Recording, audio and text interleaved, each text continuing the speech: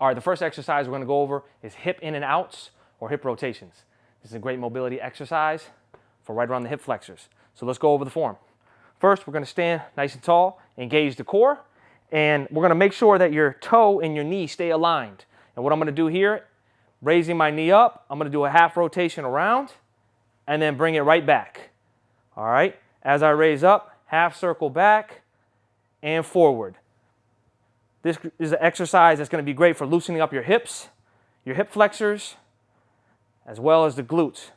I'm going to move to the side now so we can see from another angle.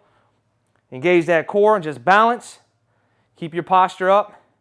And we're just really trying to loosen up the hip region. Let's do a couple more.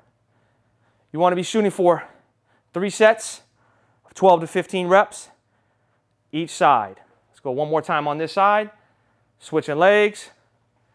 1 full rep. There and back is going to be 1.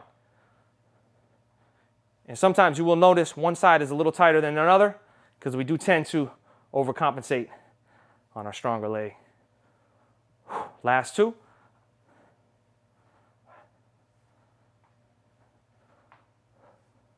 Just like that. Easy.